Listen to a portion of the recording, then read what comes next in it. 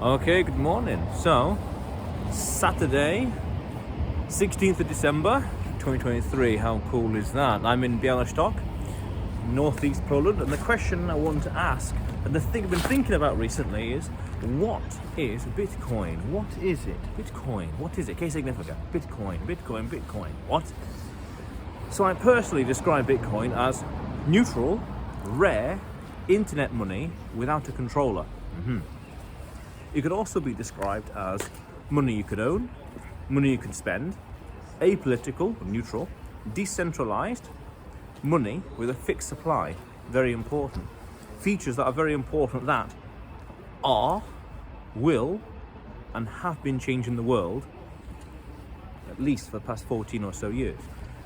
Because now we have a kind of money that people can control individually without it being controlled by others. It has no central issuer. So let's look at those words one by one. Money you can own.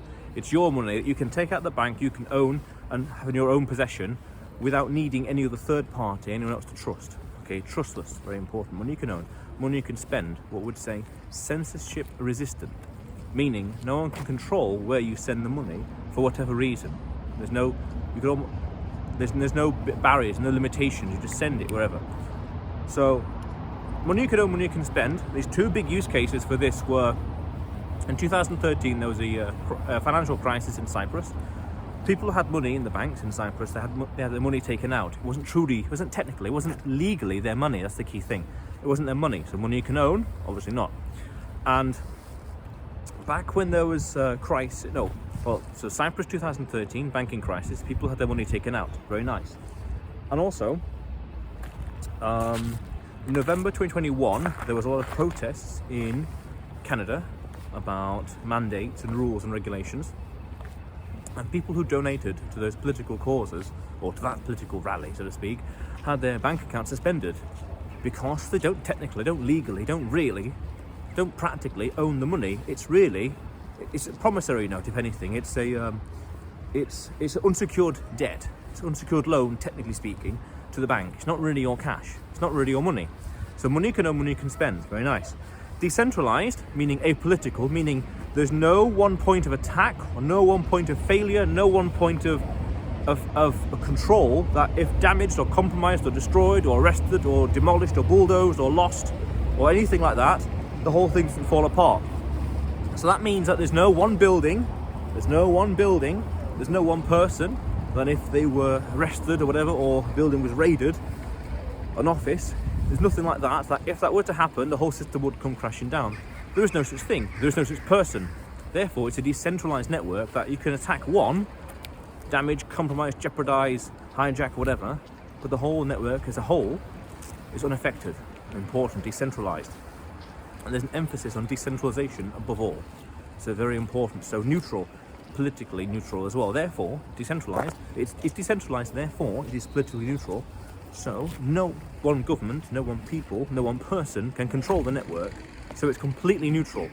You can't ban Bitcoin, you can only ban yourself from the network. That's a very important distinction. So money you can own, money you can spend, decentralized, apolitical, with a fixed supply. That's extremely, extremely important with a fixed supply, because now we have a money that is an internet money that you can't copy and paste. You see how in the world you can go out there and copy and paste pictures, whatever else, audio files, movies, anything like that. Here we have a kind of money that cannot be copy and pasted in general. It's each individual coin and each individual breakdown of the coin is completely unique. It's completely yours.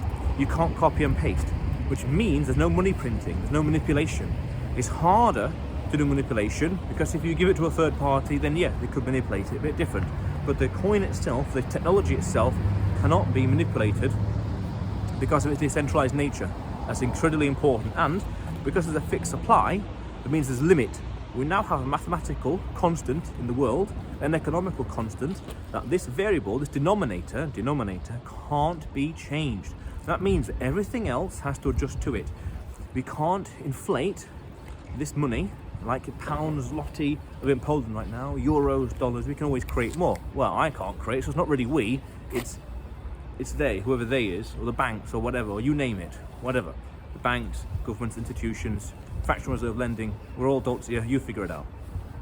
So, therefore, we have a fixed supply, which means that no one person can just print, copy and paste, print money as they like, as they want, which means that everyone else has to work for the money. The people here have to work for zloty, spending 1 hour of their time and energy to earn zloty. But then the banks and the governments, whoever else, can create money through fractional reserve lending or the bond market or the gilts in the UK, you name it, just like that. So that means that you have to work for money, that you have to work, listen to this, it's very important, you have to work for money that other people can print for free. I'll say that again, this is very fundamental, very important, this affects your future. You have to work for money that other people can print for free. But now we have Bitcoin with its fixed supply, meaning you own part of the network and you are part of that decentralized monetary network, which is a revolution, a complete revolution. Because that denominator, the Bitcoin, can't be printed, fixed supply. So we've got nominator and denominator. The denominator, which is everything around you, clothes, people, cars, trees, buildings, bricks, phones, whatever else, food can be created, in theory, infinitum, even land, for God's sake. Remember, a month ago, there was an island that appeared near Japan and disappeared, and what they're doing in Dubai, or have done, created new land there as well. So that was Palm Island, whatever it's called, so that's interesting, but that's another conversation. We have a denominator that can't be manipulated, can't be printed at will. Remember, Bitcoin is money you can't copy and paste. Important. So money you can own, money you can spend, decentralized, or therefore apolitical, with a fixed supply. That's a complete revolution. So I tend to say, and I personally describe it as money that is rare, neutral, rare, that you can't copy paste without a controller. So it's rare because there will only ever be 21 million of them. 21 million. This is mathematical. You could say, where's the trust in the technology? The trust is maths. The trust is physics. The trust is laws of mathematics and computer science. This is not me just speculating. This is mathematical fact. This is computer science fact. The technology behind it. This is fact. This is mathematical hard code, hard maths. You can't disprove this stuff. Because it's open source software, so anyone can investigate and look and copy and paste and code and tweak and investigate for themselves. So this is all maths, not speculation, not theory, not pie in the sky dreaming. This is all mathematics. Okay, it's incredibly important. So then, money you can own, money you can spend. So rare, neutral, no one can control it. Internet money, it's all online, but you can move purchasing power, your value, across time and space with Bitcoin. Notice the words there, time and space, without a controller. No one can control it. It's all neutral, which is fundamental. It doesn't matter who is using it for why. It doesn't matter. Best in society and the worst in society.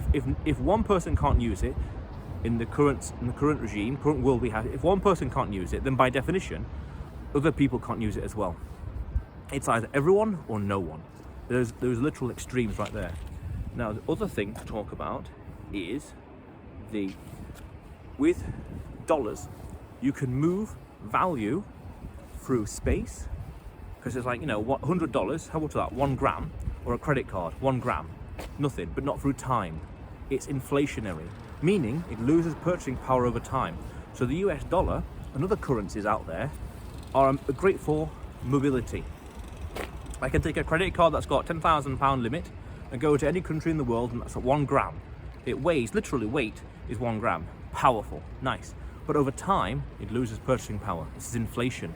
Bitcoin is deflationary. It increases in purchasing power. And that, by the way, along other aspects of the technology, is going to change is changing human relations and human behavior and human incentives today. This is powerful stuff. This is what's called the Bitcoin standard, but we'll get onto that shortly. So it can move value through pounds and dollars can move value through space, but not time. I've got a £5 note in my pocket. I can move that anywhere in Poland easily, but through time, impossible. And this is mathematical. This is not speculation. This isn't theory. This is all mathematics. Now, other thing to consider is other alternative form of payment or reserve currency is gold. People would use gold for savings and whatever else, or assets, even property. But it holds value through through time, but not space. So if you've got £100 worth of gold, $100, 100 zlotys, whatever, again I'm in Poland right now, if you've 100 zloty of gold, you can't move that around very easily. It weighs, let's say it weighs a kilogram. If you've got 1,000 zloty, what's that? 10 kilograms. Ooh, not easy, is it? Imagine that on $1 million, millions and billions. That's not easy. That requires trust, which defeats the whole point of Bitcoin. It requires insurance, requires protection, requires time. It takes time to move $1 billion worth of gold or zloty or pound across the world. But it takes seconds with, say, on a credit card. Or I can put it in my pocket, take it with me. But with Bitcoin, we can move value through time and space. Important. Time and space. It's portability and it's deflationary technology. It's nature. First principles. So dollars and zlotys and pounds, we can move value through space, but not time. Inflation loses purchasing power. I've got £5 note in my pocket, it weighs nothing. Okay, space, but not time. Gold, opposite. Through time, but not space. And you could also argue, say, buildings are the same. Time, but not space. Actually, you could argue buildings are even worse because they're fixed. They're fixed to a jurisdiction that can change laws and regulations like that. That's not very handy. When the future, i.e., regulations and rules or fiscal policy, is totally uncertain. But Bitcoin, the issuance, the emission rate, let's not get too technical, but the amount of Bitcoin that's going to exist more and more every 10 minutes, we know mathematically how many, when, and when the final Bitcoin will be created in the future. We know this is all maths, all mathematics. This isn't speculation, this isn't theory, this isn't looking at chicken bones, this isn't looking at or reading between the lines between what the Federal Reserve Board here or there said in a press meeting. It's all mathematics. This is first principles. Mathematics and logic. This is computer science. That's very important. So let's reiterate. Money you can own, money you can spend, deflationary or decentralized, apolitical, neutral, and with fixed supply. And these 5 I got from amazing channel on YouTube called Simon Dixon. I recommend you check it out. But what I say is Bitcoin is neutral, rare, internet money without a controller that you can't copy and paste. So this technology changing the world. Now how? How's that possible? How? When you start valuing your wealth in pounds and dollars or whatever else, your purchasing power decreases over time. If you start valuing your wealth in Bitcoin, your purchasing power increases over time. Things get cheaper. And there's an absolutely amazing chart on the Federal Reserve, I want to say St. Louis in the States, where they show the price of eggs in Bitcoin over time has completely collapsed. So over time, over the past 15, 10 odd years, one Bitcoin has been able to buy more and more eggs. That's mathematics right there. It shows you that this Bitcoin, the chart is undeniable. Everything gets cheaper. Everything gets cheaper because the denominator is fixed. Everything else has to adjust to the denominator. Again, this is all mathematics. It's all pure maths. Okay, very important. So if we start valuing our wealth in Bitcoin, everything gets cheaper. Then we start thinking, we go on to a Bitcoin standard then, by accident. Well, that's the intention as well. But because the transactions on Bitcoin are irreversible, we have to think twice about where and who we spend the money. Who do we give it to? And they, as a vendor, will need to give us more reasons of trust and security and reputation in order for us to be willing to spend it. Because we can't get it back. There's no charge bar, there's no built-in refund button. The other person that you sent the money to has to agree to sending it back. Complete revolution in terms of human incentives and human behavior. Okay, so there's no chargeback. That's very important. So it's irreversible. It's irreversible. Very important. Other thing to consider is that because it's deflationary, that means that our barrier, our requirements before we are willing to buy and spend anything with the Bitcoin has to be worthwhile. The opportunity cost has to be higher than the value of the potential future value of the Bitcoin. So for example, I'll give you a nice example. A simple one. So this hat, literally this hat, in October 2021, I was in Grasmere, the Lake District in England, climbing a mountain. I had plans to climb a mountain the very next day, and I needed a hat. So my choice was either spend some pound or buy this hat. So my logic was, I'm going to get more value, the long term, out of this hat than I am with this £5 note. That was the idea. Which one would give me more value in the future? The £5 note or this hat? Literally this hat. It's a mathematical calculation we do in our head, which is what's called opportunity cost. Or in this case, opportunity cost of capital. Again, this is all mathematics. Now, when we have a currency that is deflationary, our requirements, what we're willing to buy, willing to spend it on, skyrockets. Because then we have to think, what is more worthwhile? The Bitcoin and the potential future price going into the future, or this thing we want to buy, this clothes, this asset, this insurance, this house, this car, these clothes, this operation, you name it, anything. If it's not worth it, even saving time, we have to think much more fundamentally on what we're buying then, which increases our quality of life. Because if we're much more careful what we buy, as opposed to spending it quick because it's going to be inflated away tomorrow, then we're infinitely more careful about what we buy. Again, this is all mathematics that we do in our head by accident. So, Bitcoin Standard. There's a book by Saifadean Ammous, Bitcoin Standard, which is going to change everything. No, is changing everything. Again, not speculation, but this is maths. It's all mathematics here, all first principles. I'd recommend you also go onto ChatGPT and type in something like, give me the first principles of Bitcoin. What are the first principles of the technology behind Bitcoin? And that's all computer science, it's all mathematics, it's all physics right there. It's not hippie new world thinking, it's all logic, it's all maths, which changes everything. Now, other thing to understand fundamentally is that we have what's called, through the technology, final settlement. Final settlement. Because the technology itself is what's called the blockchain, which means that the transactions are recorded as they are sent off. We don't need a bank or a third party to acknowledge that the information, the data was, the money was sent, and someone else to acknowledge on their books, their accounts, that they received the money. The transaction itself is final settlement. Final settlement depends on which one you use. Lightning or base network is 1 minute, 10 minutes, not even a second, depends. And it's all trustless, meaning you don't have to trust anyone, no institution, no person, no people, no one.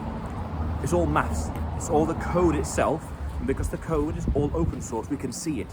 We can see what it's like. We can see how it's built. We can see how it's measured. We can see how it works, which is fundamental in the computer science network.